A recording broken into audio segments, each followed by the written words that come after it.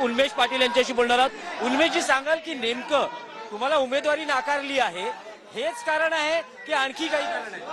आपल्या माध्यमातून महाराष्ट्रातल्या आणि खानदेशातल्या विशेषतः सगळ्यांना मी क्लिअर करू इच्छितो की मला उमेदवारी नाकारली म्हणून ही भूमिका घेतली नाहीये, मला खासदार व्हायचं उमेदवारी हवी म्हणून ही भूमिका घेतली नाहीये।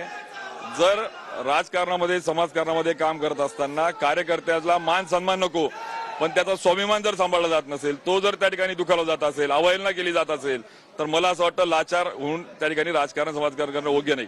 आणि म्हणून माझ्यासारखा एक सामाजिक अभियंता एक भूमिका ठेवतो की सज्जन शक्ती सक्रिय राहिली पाहिजे, चांगले लोक पुढे आले पाहिजे। आणि जर आम्ही राजकारणात सक्रिय राहिलो नाही, मग दुर्जन शक्ती जर पुढे आली, तर मला असं वाटतं आम्हाला त्या ठिकाणी राजकारणाचं शुद्धीकरण किंवा चांगल्या विचाराला त्या ठिकाणी काही बोलण्याचा अधिकार राहत नाही। आणि म्हणून ज्या स्वाभिमानाने उद्धवजी महाराष्ट्रामध्ये जी लढाई लढत आहेत, त्या लढाईतले एक अनुयायी, एक कार्यकर्ता म्हणून त्या ठिकाणी आम्ही सहभागी झालेलो आहे हे स्पष्ट करतो। नाही, पण समजा जर तुम्हाला उमेदवारी मिळाली असती तर तुम्ही आज त्याच पक्षात असता? नाही, या सगळ्या संदर्भात जर मान त्या ठिकाणी सन्मान याच्या पलीकडे अवहेलना होत असेल तर ती सहन करू शकत नाही। आमदार खासदार हे आमच्या जीवनाचं कधी साध्य नव्हतं, ते साधन म्हणून त्या ठिकाणी होतं, पण त्याच्या पलीकडे जर या पद्धतीने जर विकासाला बाजूला ठेवून, त्या ठिकाणी स्वाभिमानाला बाजूला ठेवून, मग आमच्या खानदेशाचे मुद्दे बाजूला ठेवून आडवा याला पाडा याला जिरवा, रिव्हेंज पॉलिटिक्सच्या ऐवजी चेंज पॉलिटिक्स जर केलं जात असेल तर त्याचं स्वागत केलं असतं। परंतु या रिव्हेंज पॉलिटिक्सला कंटाळून, या आरोप प्रत्यारोपाला कंटाळून, विकासाच्या ऐवजी विनाशाला, चेंजच्या ऐवजी रिव्हेंजला कंटाळून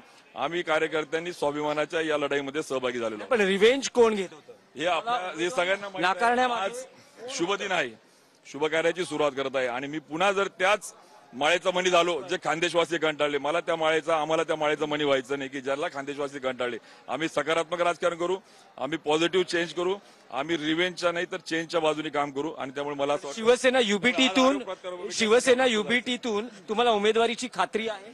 सर, मी अगोदरच क्लिअर केलं की उमेदवारीसाठी मी ही भूमिका घेतलेली नाही, पदासाठी ही भूमिका घेतलेली नाही। त्या ठिकाणी कार्यकर्त्याची अवहेलना होत असेल, त्याला मान सन्मान तर जाऊ द्या, त्याला फोटो नको, त्याला बोलवणे नको, पण त्या दुसऱ्या बाजूने जर त्याची अवहेलना होत असेल, मला असं वाटतं संवादाचा अभाव, त्या ठिकाणी प्रामुख्याने विकासाच्या मुद्द्याचा अभाव, कार्यकर्त्यांमध्ये उन्मेषजी तुम्ही सतत सांगतात अवहेलना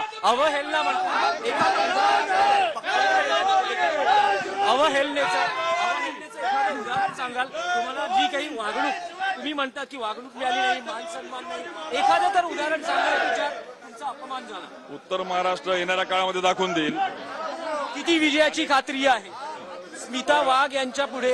विजयाची खात्री भाजप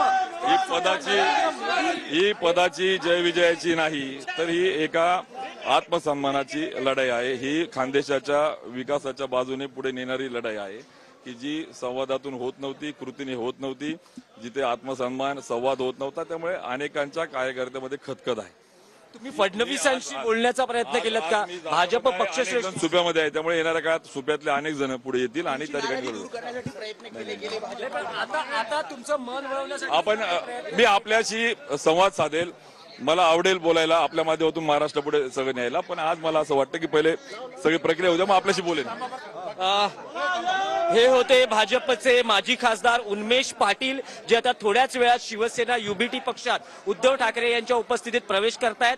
पण ते सतत एक कारण सांगता आहेत भाजप पक्ष सोडण्यामागचं आणि शिवसेना युबीटी मध्ये प्रवेश करण्यामागचं, की त्यांना भाजपमध्ये सन्मानाची वागणूक मिळाली नाही, अवहेलना त्यांच्या पदरी पडली, सतत अपमान। पण नेमकी ही अपमानाची वागणूक कधी मिळाली या बाबतीतली ते स्पष्टता करू शकत नाहीयेत। ते असं म्हणतायत की पक्षप्रवेशानंतर आपण सविस्तर बोलू, पण थोड्याच वेळात त्यांचा शिवसेना युबीटी पक्षात प्रवेश होतो आहे।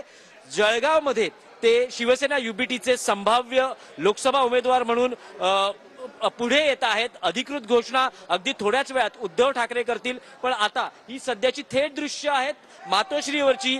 इथे हा पक्षप्रवेशाचा कार्यक्रम होतो आहे, त्यांचे कार्यकर्ते हे आलेले आहेत आणि सगळा घोषणा आणि एकूणच वातावरण निर्मितीचा प्रयत्न पक्षप्रवेशाच्या निमित्ताने आपल्याला मातोश्री येथे पाहायला मिळतो आहे।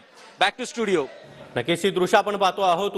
उन्मेष पाटील आता मातोश्री निवासस्थानी दाखल झालेले आहेत. अगदी थोड्याच वेळात उद्धव ठाकरे यांच्या उपस्थितीमध्ये त्यांचा पक्षप्रवेश होईल आणि जळगावातून उद्धव ठाकरे उन्मेष पाटील यांना उमेदवारी जाहीर करणार का हे पाहणं देखील महत्त्वाचं असणार आहे.